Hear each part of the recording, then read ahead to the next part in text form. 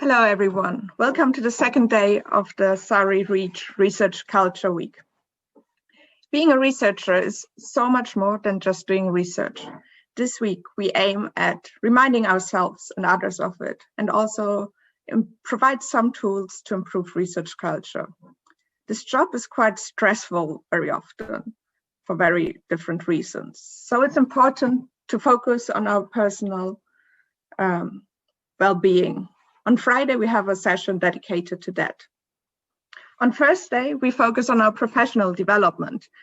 At Surrey, we have great resources, particularly from the doctoral college.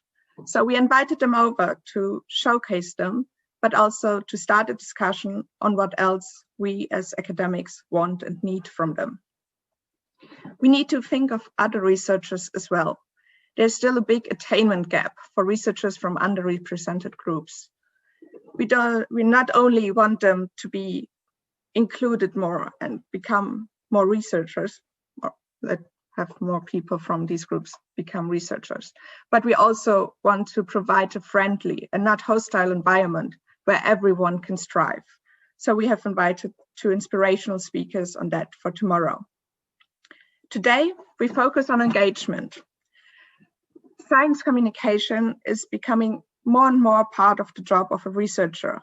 It is also becoming incredibly important in times like these where people lose their trust in science. It should also improve the life of everyone. Our afternoon speaker, Mirjana Povic, will tell us how science and education drive the development in Africa, particularly in Ethiopia. Our speaker in this session, Jim Al-Khalili, will stress the importance of science communication. He is a professor in physics at the University of Surrey. He also helped establishing the world's first doctoral training center for quantum biology and recently set up the Quantum Foundation Center. He is author of 14 popular science books. His latest book, The World According to Physics, was published earlier this year. He's a presenter on several TV shows and host of the BBC4 radio show, The Life Scientific. If you have any questions during the talk, please put them in the Q&A box. Welcome, Jim. Thank you very much, Sophia. Pleasure to be here. So let me first do the standard Zoom thing, which is share screen, because I have some slides, obviously. Here we go. So I want to talk about the importance of communicating what we do. I'm speaking as a scientist, but of course, communicating with wider society from an academic perspective, obviously goes just beyond science. As Sophia mentioned in the introduction, I'm involved. I'm an academic at the University of Surrey. I have been for longer than I suspect many of the audience have been on Earth. Very, very long time anyway. I studied as a student at Surrey, then I went to do a postdoc at UCL and came back to Surrey in '91. So coming up to 30 years now. Throughout my career, I've really, certainly by the mid-90s, as a young academic at Surrey, I started to get involved in science communication. And throughout my career, I've balanced working as an academic scientist, so teaching students, supervising PhD students, doing research, publishing papers, grants, and so on, and all the other duties of an academic, together with being a public scientist, I guess is one way of calling it, and trying to promote science and in general, not just my field, but science, STEM subjects in general to wider society. So I want to talk today about why that is important. And of course, as I'm sure many of you will be aware, why it's becoming increasingly vital, particularly now during the current pandemic, that we have a society, a wider public who are scientifically literate enough to make the decisions they need to in daily life. Normally, when we talk about science communication, we're talking about just telling the public about all the exciting, sexy areas of science. Okay, so it's very easy to talk about landers on comets, or gravitational waves, or extrasolar planets that are orbiting around distant stars, discovery of the Higgs boson. There's Peter Higgs here. These sort of areas, at which I'm taking from my own field of physics, are easy to engage the public with, even though many of them are complicated. You know, when we talk about the Higgs boson, scientists who are communicating this, or the science correspondents and journalists who are writing about it, aren't talking about quantum field theory. You know, but nevertheless, it's easy to get across the excitement of some of the big discoveries in science that are changing our world. And, you know, as I say, I've used examples here from my field of physics, but of course we could pick from any number of fields, exciting new developments in genetics, and indeed is saying now, you know, exciting new developments in finding a vaccine for the coronavirus. So that sort of science communication, I think, is easy, but what I want to talk about is much broader than that. Why it's important to engage with the public.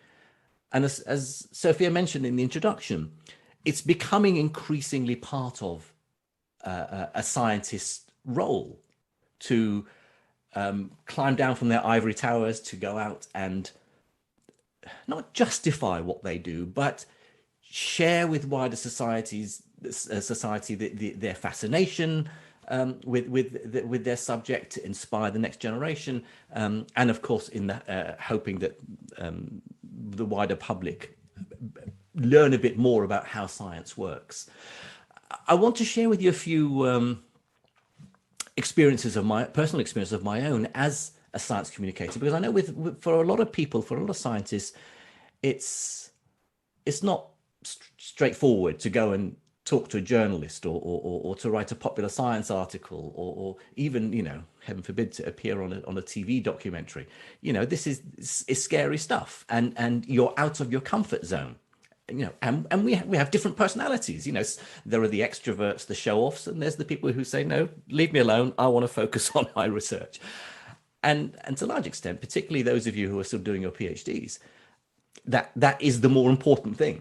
You know, doing a PhD, particularly in the UK, the time goes by very quickly. And in 3 years, or 3 years and plus a little bit, if you're lucky, you can't spend too much time going off and doing wider outreach activities. Even though we encourage you to do something, you know, you should not do that in place of what the day job actually is, which is doing the research itself. One of the earliest experiences I had in getting involved in science communication took place in the late 90s. This is an article from the Independent newspaper. The Independent doesn't even exist anymore, does it? It's the I now.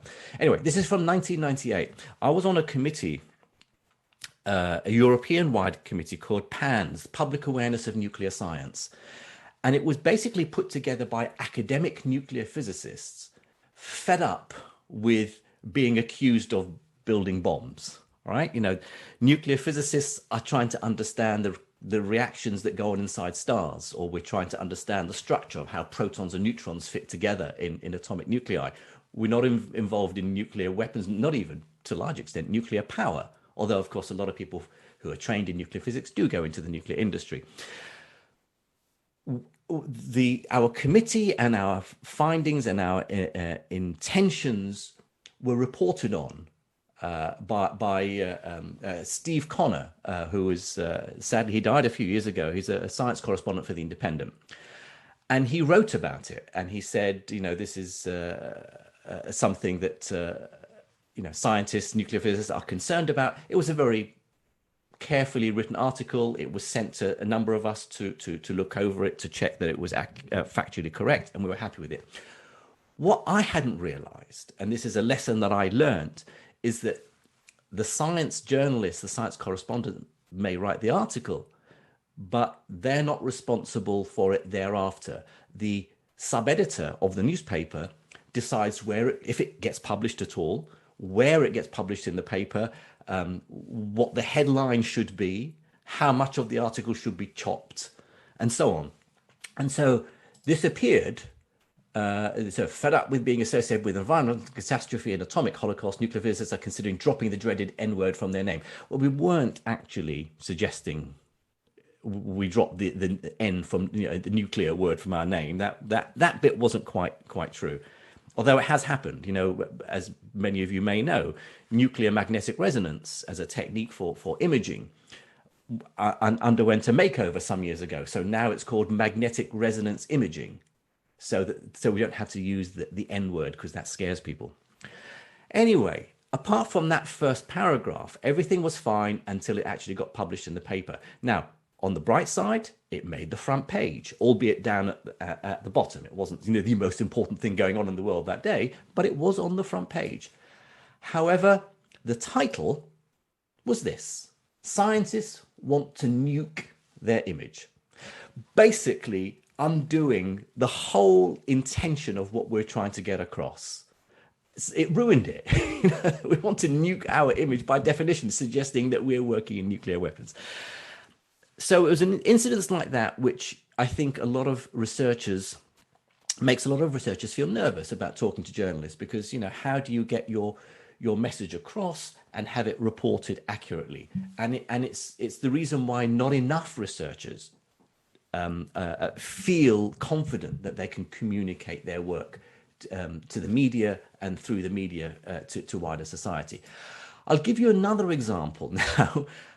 You'd think, having my experience of over 2 decades of talking to the media, and in fact being part of the media, you know, I do a lot of work as a broadcaster for TV and radio. I write articles for newspapers and so on. So you think I'd know how journalists work. Well, this happened exactly 20 years later, a couple of years ago in 2018. I had the honor of being serving for 1 year as president of the British Science Association, which is a sort of an honorary post. You don't have to do much as president of the British Science Association. It's sort of a nice thing to, you know, in name, but not much responsibility comes with it, other than to deliver the presidential address in your year, the beginning of your year, at the British Science Festival, which has been a British Science Festival has been running since the early 19th century, so nearly 200 years it's been going. So it's an important occasion in the science calendar. It's aimed at the wider public, and the president has to give an address, and they'd like you to say something that is that's going to be picked up by the media, that is going to be have an impact and maybe, you know, make the news in some way. So I decided, this is a couple of years ago, I had just made a documentary on artificial intelligence. So I decided to give my speech on artificial intelligence and how quickly it's coming about, and the fact that we have to have wider engagement with the public about it, to allay fears and to discuss the ethics and implications of AI and so on.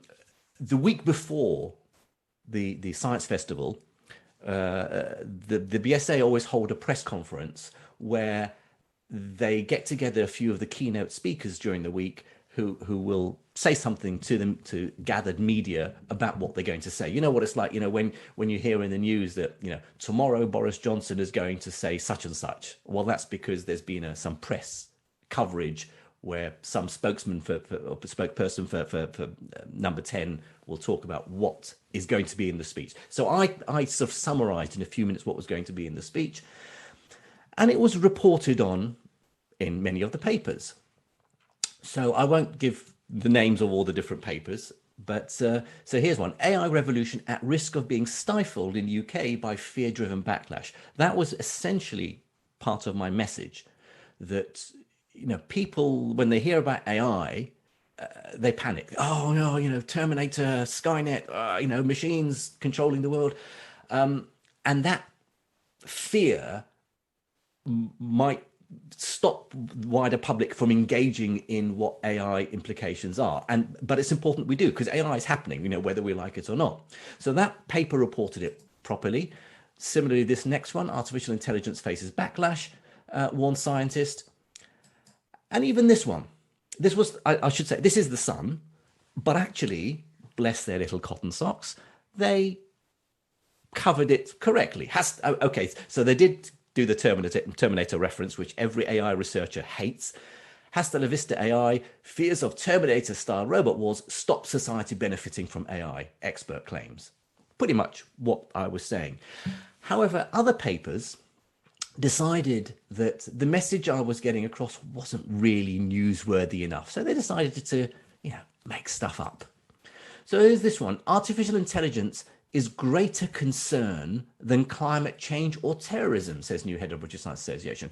What I did say was it is the most important conversation we should be having now in science and technology. I wasn't trying to say that climate change isn't vital or that terrorism, did I mention terrorism? I'm not even sure I did. But what I was saying is that, AI may actually help us in tackle some of the challenges facing us in the 21st century, maybe even mitigating it against worst case scenarios in climate change. AI, I was trying to push it up there so that we're discussing it, more vitally. Well, they decided to change that and tweak it and make it sound like it's of greater concern, that I'm more scared of AI than I am of climate change.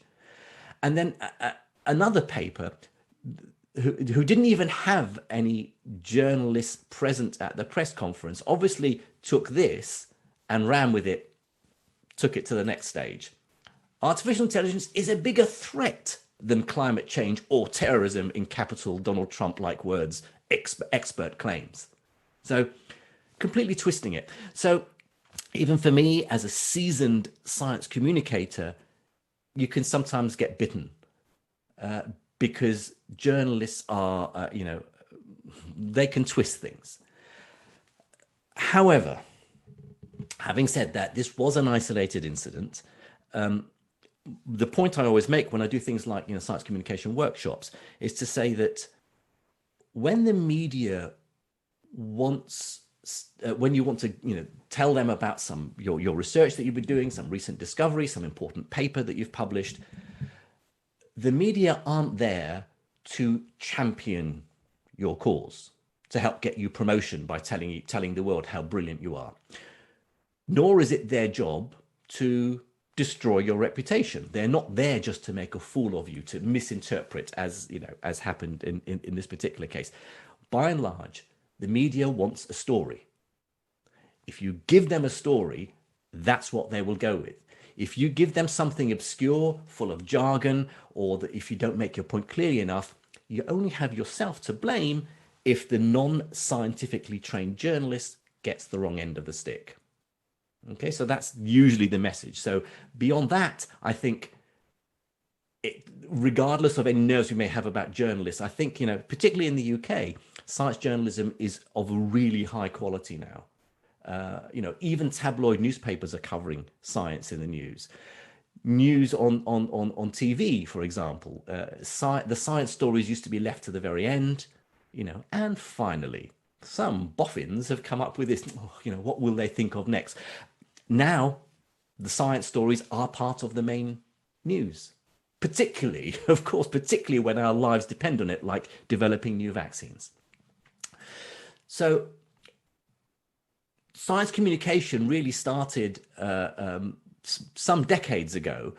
In fact, it probably can be traced back in its current form to an article in Nature in the late 80s by John Durant at Imperial, who talked about what the public understanding of science and how important it is. But it became what changed was what we called it. So public understanding of science suggests that somehow the public are ignorant, they don't understand anything. Some are, of course, but the wider society, somehow, this idea of dumbing down. And it was understood that the public understanding of science, which we now call the deficit model, wasn't the best way of explaining what we do and this importance of getting the message across. That public engagement in science is much more accurate. The public aren't just there as, dumb, empty vessels to be filled with the researcher's wisdom. You sit down and let me tell you what's best for you. There has to be a conversation. There has to be a dialogue. And so that's when really things kicked off in public engagement in science and science communication, which happened to be round about the time that I got involved. So I want to go through quite quickly the 10 reasons that I see it for the transformation of science communication in the UK during the time that I've been involved in it. Some of them are obvious, some of them maybe for you less obvious. First of all, learning from the mistakes of the past. Many of you won't be old enough, I guess, to remember back in the late 20th century and the early 21st century, there were various crises and issues from the scientific world that affected particularly our health, which of course is always something that's going to be of interest to the public, that were not reported on properly, that were sort of mixed up with various conspiracy theories and what we would now call misinformation. And the scientific community, the research community, didn't stand up and say, let's talk about this. Let's be transparent about what we're doing. Let's understand your concerns, and let's get the facts right. So the BSE crisis, GM food crisis, and probably most appallingly and shamefully the MMR debacle, where the triple jab of vaccinations, MMR, was linked by a now discredited researcher to autism in young children based on a small study. It turns out that was complete nonsense. But what it did was scare enough people into not inoculating their children. And then we saw, thankfully not too bad, but we did see the return of diseases which we thought we had eradicated, or certainly that we had control of, like measles. We've now learnt from that. You would not now see academics shying away from stepping out and saying, no, this is, let's talk about the pros and cons of nuclear power. Let's talk about what we need to do to tackle climate change. Let's talk about GM. Let's talk about gene editing. I'm not saying all these things are good and that science is always, we should gung-ho without thinking about the ethical implications. But there needs to be a discussion. You can't leave it to people who don't understand the science to drive policy, for example, and public opinion. There's been a boom in popular science books. So when I was a student in the 80s, there weren't that many popular physics books, for example. John Gribben, famous book, In Search of Schrodinger's Cat. I'm sure the physicists among you may have even read it as well. Of course, A Brief History of Time, Stephen Hawking's book in the late 80s, really caused an explosion in popular science writing. Similarly, Richard Dawkins, The Selfish Gene, one of the greatest popular science books ever written. Those were books around in the 1980s. But since then, of course, so many more have appeared. Roger Penrose, who recently won the Nobel Prize in Physics, wrote The Emperor's New Mind. People who are non-scientists, like Bill Bryson.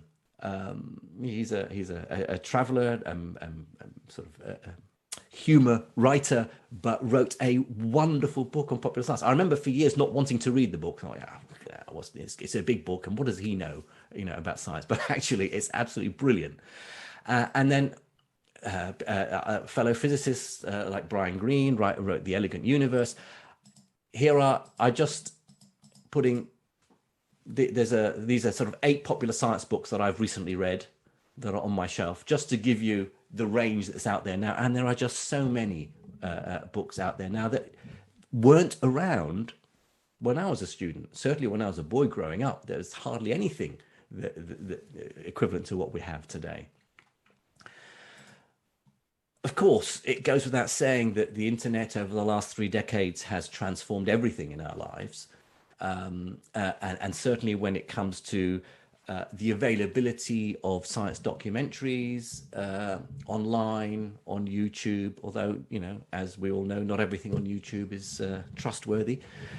But science blogs and vlogs and social media, there is just so much available for those who want to understand some aspect of academic research, particularly in science.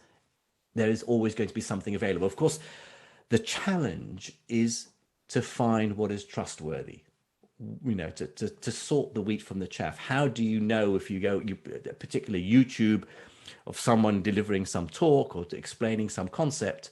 Sometimes if it's someone claiming that the earth is flat, you know the conspiracy theorists, you can sniff them out a mile off.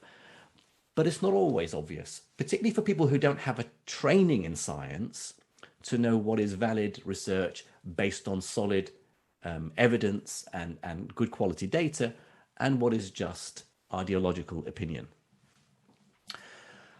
Academic respectability is vital. Certainly I can vouch for that. When I first started as a science communicator in the 90s, I was warned off.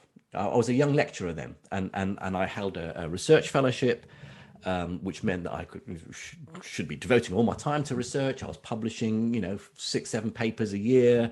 I was giving talks at conferences. I was, basically when you get to, sort of very active in your research after your PhD and established as an academic, that is your life. That's everything you do. And in the midst of that, I wanted to go and do schools talks, go and talk to journalists or write articles. And I was warned off it and told, don't do that. Leave that to the people who are not research active.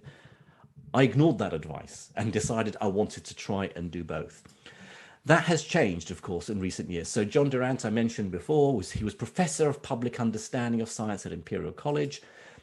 Followed by him in the mid-90s, Richard Dawkins became the Simonier Professor of Public Understanding at Oxford. That's a chair now held by the mathematician Marcus de Sautoy. Kathy Sykes, I don't know if many of you remember Kathy. She was a regular presenter of science programs on TV some years ago. She was also Professor of Public Engagement and Science at Bristol University back in the early to mid 2000s.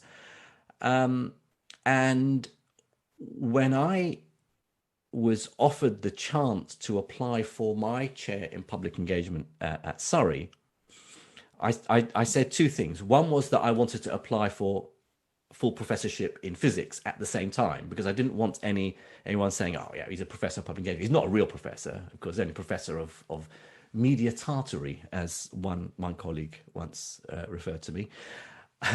But I wanted to get the proper promotion at the same time. And the second thing was, they said, well, we can be Professor of Public Engagement Science. What would be your terms of reference? What would you do? And I went to Kathy Sykes' website in Bristol and I said, look what Kathy's responsibilities and roles are at Bristol. That's what I want to do.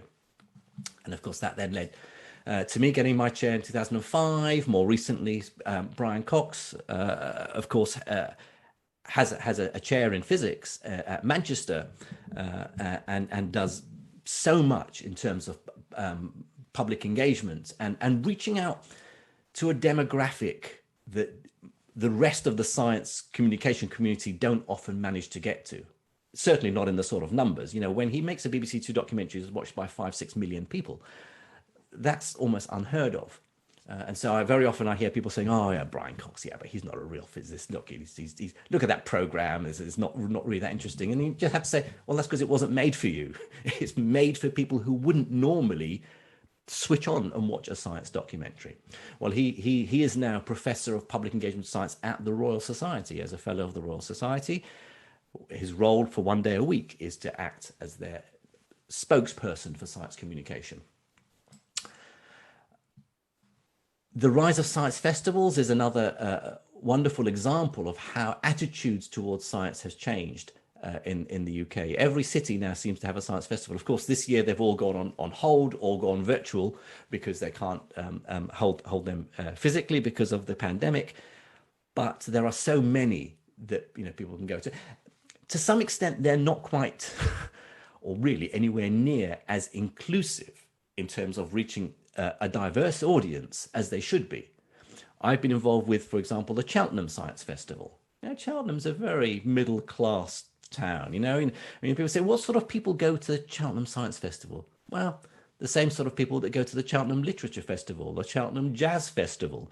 You know, it's almost entirely white faces, almost entirely middle class, well educated, and you're sort of preaching to the converted there.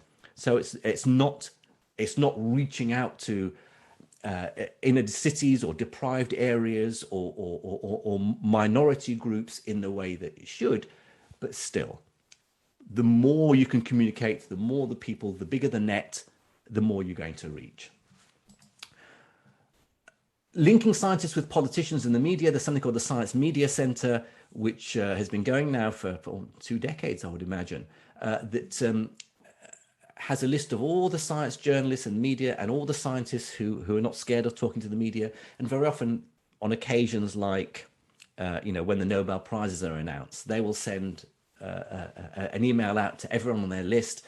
Nobel Prize this year has been won by so-and-so, who would like to comment on it? And then they put them in touch with journalists. So making that link between academic researchers and the media is vitally important. And then there's other groups like CASE. I'm just coming to the end of my term of sitting on the board of directors of CASE, Campaign for Science and Engineering. They make the connection between mostly academia, but it's broader than that, academia and industry, to politicians and policymakers. So they make that link. So they're involved with various other organizations in communicating science to the people who are developing science policy. Then there's other groups like Sense About Science and Voice of Younger Scientists, Young Science, who are also making these collaborative links. Within higher education, there are also bodies that are now the professional public engagers, right? So this is, the National Coordinating Centre for Public Engagement, science-wise. These are groups who see the importance of communicating what's going on in higher education to wider society, and there's lots of different activities there. So there's a whole culture change that's taken place over the last decade or two in universities, certainly in the UK. And very importantly for researchers, so those of you who are still doing your PhDs, you might be so familiar with REF, the Research Excellence Framework, but it's every few years, all higher education institutions in the UK are judged on the quality of their research and the impact that research has had. And so even those people who don't like the dinosaurs, who don't see the importance of engaging with the public, see the importance of the academics explaining what they do and explaining the impact that they have. Because very often the impact of the research that you do may well be in terms of, industrial applications, spin-off companies, science policy issues, but it's also that it has an impact on the public engagement in science. And so people are seeing this important, the people like me who are talking to the media or working in broadcasting or writing popular science books, that now has an impact on how much money comes into a university department. So suddenly people see, oh, okay, so this isn't just you're going off, having a bit of fun doing some filming. This actually means something important and that we can get financial rewards for it. So we see the importance of the impact of the research that we do. Number 9, I'm leaving the two most important ones to last. Number 9 is that science is becoming embedded in popular culture. This is something that we've wanted to see happen for many years. You may know there's a famous lecture given by C.P. Snow in Cambridge in the early 50s. I think early 50s. Anyway, in the 1950s, talking about the two cultures. The two cultures being, arts and humanities on one side and the sciences on the other. And he talked about the concern of the divide between the two, that they don't talk to each other. My ambition, and many other science communicators that I know have been trying to do, is to embed science within popular culture, so that we talk about scientific discoveries in the same breath. And when I say we, I mean wider society, not scientists. In the same breath that we talk about sports or politics or art or music or films or literature, talking about the latest exoplanet or the latest development in DNA or image of a black hole. Those sorts of things should just be part of the conversation. You don't need to have a PhD in particle physics to know that the Large Hadron Collider is smashing particles together and looking at the building blocks of matter.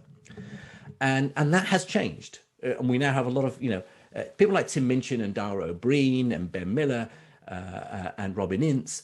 These are comedians, many of whom have a background in science. Even Ricky Gervais has a degree in philosophy. And so they're bringing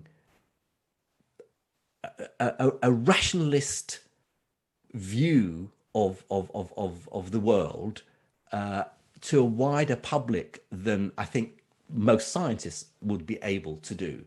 And so, the ideas like Skeptics in the Pub and Bright Club have really, brought this to the forefront, but also on TV, or radio. I don't know many of you listen to the Infinite Monkey Cage on Radio 4, Brian Cox and Robin Ince. Science and comedy, why not?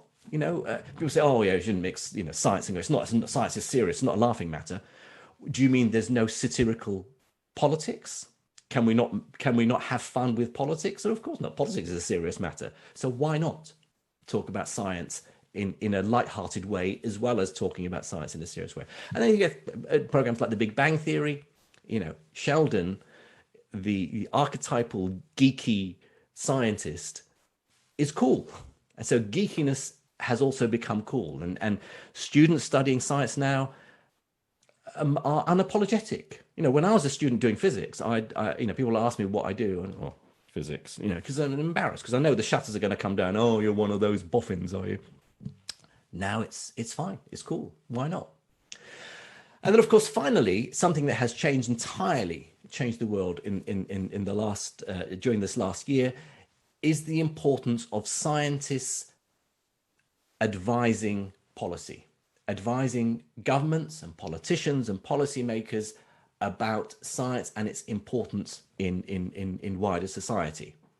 And so, people like Patrick Vallance and Chris Whitty, as I'm sure you're all aware, and they've been involved since the start of the year during the COVID pandemic, talking about the scientific advice based on models and based on data and evidence, based on expert opinion of virologists and epidemiologists and vaccinologists, and taking that evidence and presenting it to politicians. Now, you could say, yes, and then the politicians ignore that evidence.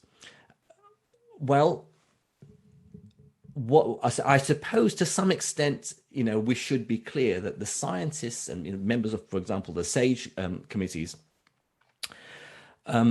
they can only present the evidence that they have it. They are not making decisions about policy. They are not elected. It's the politicians that have to make the decisions, and the politicians will turn around and say, yes, but there's the scientific evidence, but there's also economics and public acceptability and living in the real world and all that sort of things. We have to take lots of things into account. This is very true. But what we're seeing now changing is not only people hearing about black holes or hearing about DNA or exoplanets or whatever, or space missions. They're hearing about how science works. And that is now becoming the most important aspect of science communication, that we need to get across to wider society how science works. That in science, not just, we have models and models make predictions, but more generally, science is about uncertainty, about measuring uncertainty. We're never 100% sure about something, but we have high levels of confidence depending on the quality of the data. If the data and the evidence isn't so strong, we have lower levels of confidence. Every scientist learns this. Every scientist learns to put error bars on their data when they're plotting graphs at school, right? But wider society doesn't seem to have understood that very often. It's, oh, you scientists, oh, you're not sure then. Oh, I see you changed your mind because last week you said such and such. How can I trust you in anything that you say? And so getting across the message that this is what science, this is how it works, gradually reaching consensus by building up evidence, observational data, models that become ever more reliable, and being able to admit mistakes if you make mistakes. That's something, for example, that politicians seem incapable of doing. Although I should say, I don't know if anyone saw, Matt Hancock was giving, the health minister was giving interviews yesterday morning, including on Good Morning Britain with Piers Morgan. Apparently no government ministers had been on Good Morning Britain for months and months.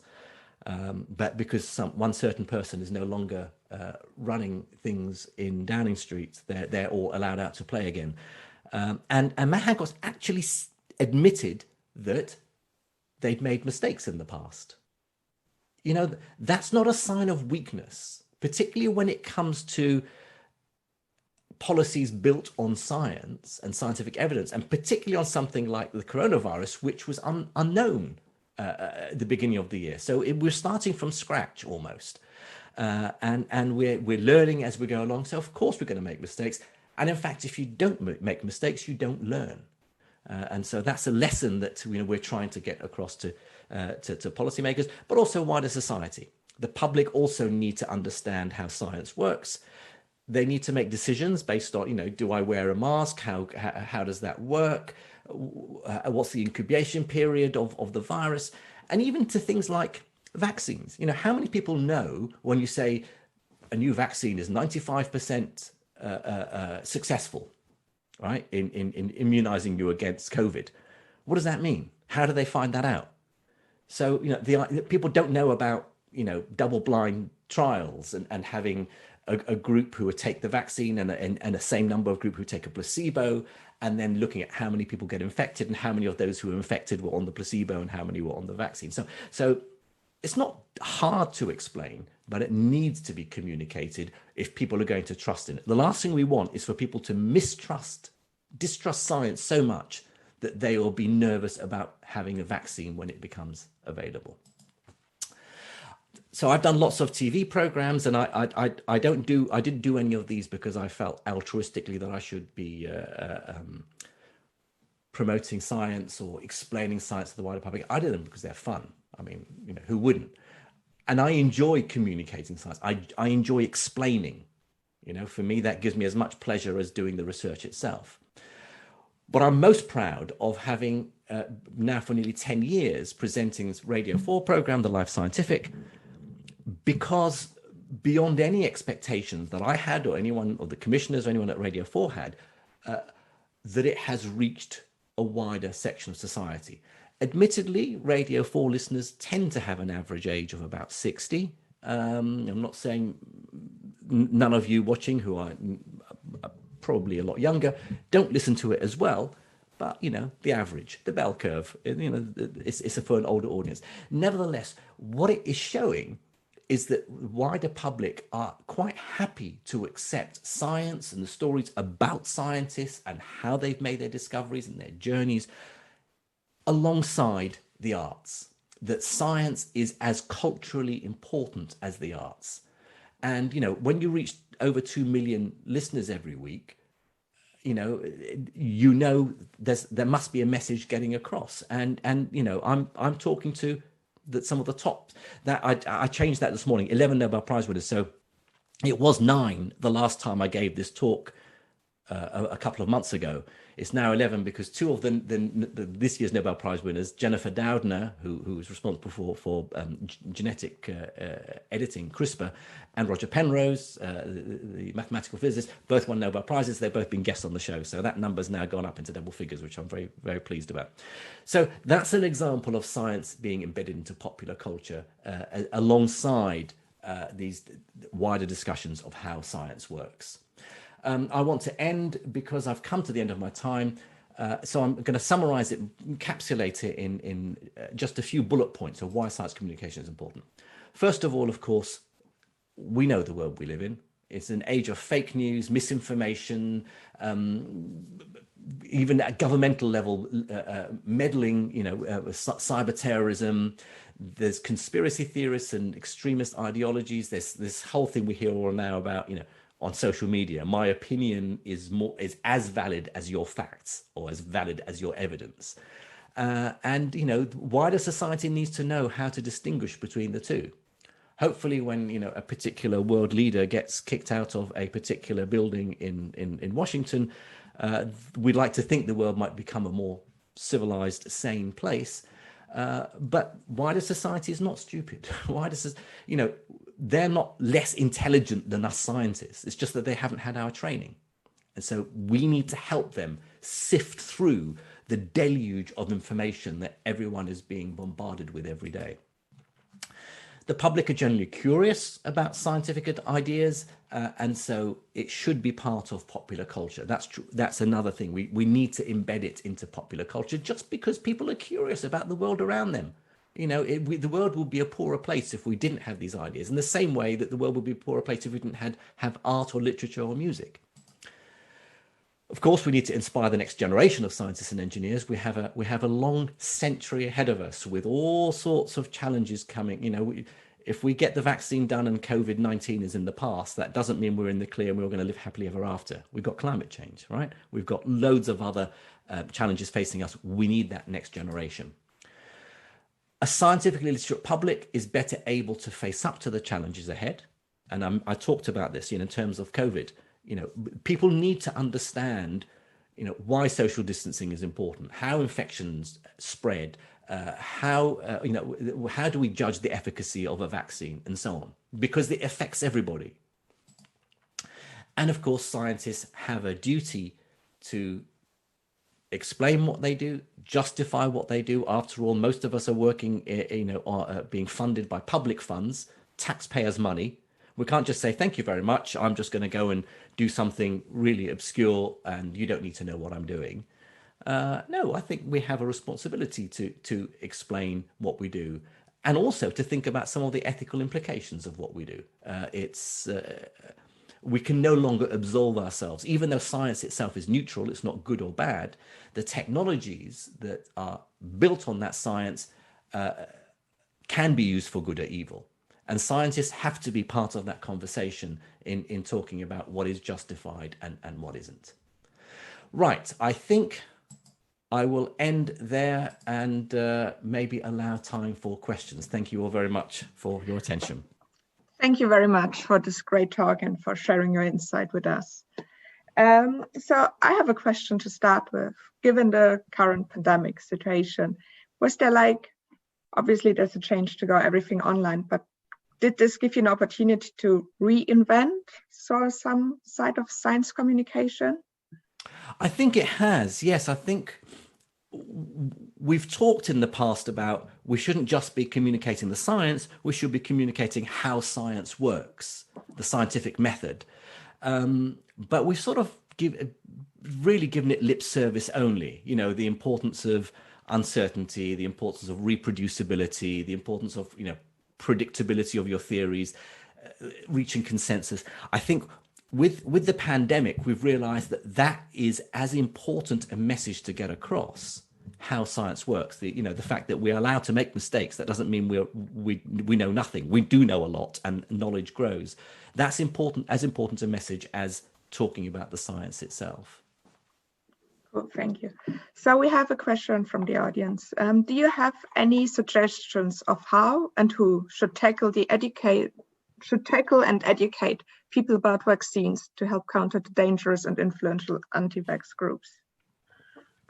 I think, in a sense, we all have a responsibility, because it's really hard. I mean, if I include some of the anti-vaxxers, aren't all mad conspiracy theorists. There are conspiracy theories which are harmless, that are fun. Flat earthers, or we never went to the moon, or shape-shifting aliens run the world. That sort of thing. You shrug your shoulders and think, bless them, let them believe what they want to believe. But when it comes to anti-vaxxers, that is much more dangerous. And we certainly can't afford to shrug it off or leave it to somebody else to discuss.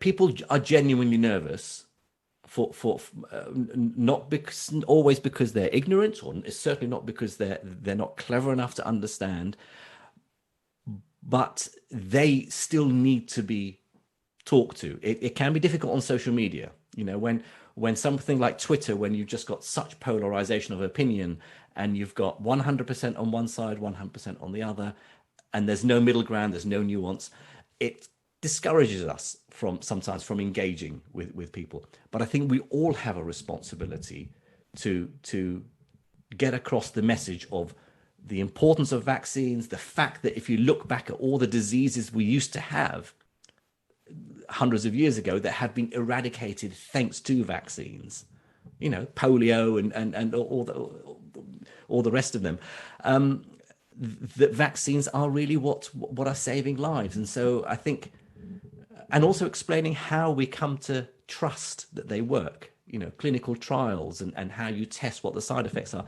I think no one group or one person's job is to allay public fears. I think we all have that responsibility. Yeah, I think so. So we have a more practical question from Payal-Das. She says, thanks for a very enjoyable talk. A possibly controversial comment. What are your thoughts about charging for engagement activities for audiences that are more likely to be able to afford it? I would like to spend more time involved in engagement activities with audiences that are less likely to reach out to me, but I have limited time. I wondered if introducing a charge could let me follow my priorities better. I agree. I absolutely. I think, you know, it depends on who you're talking to. If I get invited to go and give a talk to the local comprehensive school down the road, I'm not going to go to them and say, well, you know, my fee is £5,000 and I'm sorry if you can't afford it. I'm not talking. You know, we engage with the public because we feel it's I guess a moral responsibility that we do these things. Not everything's about money, but absolutely, if we are asked to do something, you know, if you were, I don't know, a performer in the arts, you know, if you were a stand-up comic, or if you were an actor or a musician, and you were invited to do some event to the wider public, why would you do it for free? I'm not a charity, you know, why should I do it for free? So I think with science, it's the same thing. You know, sometimes with, you know, things like the Cheltenham Science Festival, which I've been involved for nearly 20 years, they offer something like an honorarium of, you know, £100 per an event, and I might do half a dozen events during the week that I'm there. Well, I go there because I enjoy it. It's a busman's holiday for me. It's you know, I meet up with all my old mates there. So I always say, you know, don't worry about that. By the time I pay tax on it, it's really not going to change my life. But there are other occasions where, you know, certainly I would do corporate events. If I'm invited by some organization or company to give an after dinner speech, you know, why would I do it? But if they're going to pay me for it, I'll think about it. And I think certainly people who are, you know, there are freelance science writers, for example, who quite rightly should be paid if they're giving talks at literary festivals or, you know, to various clubs or organizations. So it does depend. You have to take each event, you know, and look at it objectively and see whether it's okay morally to charge a fee, but you shouldn't feel as though asking for a fee is somehow dirty and that you shouldn't do it. This is the real world we live in, and of course, as the questioner asked, you know, time is limited, and you can't. I certainly can't say yes to everything that I'm asked to do. Okay, thank you very much for that. So we have a question by Ashley Nova. How do we balance teaching science history with not giving historical scientists who we know are very bigoted, misogynistic, or abusive the limelight? For example, Werner von Braun, Hubble, Feynman. Yes, this is a very interesting question. It's one that I have also been thinking about recently. You know, when I talk about my science heroes, Einstein and Richard Feynman, people like that, and then you look at what sort of characters they were, you realize absolutely, you know, these were not necessarily very pleasant people. You know, Feynman going to strip clubs, and Einstein, you know, the way he treated both his wives. But that shouldn't diminish from their scientific achievements. If their scientific achievements have changed the world, and very often those scientific achievements are embedded within the context of, you know, how that person discovered that particular fact about the world, then we have to talk about them as people. But we do need to it's not good enough to say, "Ah, well, it was a different time then, it was fine." We do, I mean, as we saw, particularly with the Black Lives Matter movement and the issue about statues and so on. It's not good enough just to say, well, that's history and they were fine during their time. We do have to reassess them in the light of our current views and current culture, but we shouldn't let that somehow diminish their achievements in science itself. It's a difficult balancing act. I'm not quite sure I've got it right in my head, but it's certainly something we should talk about more. Yes, thank you.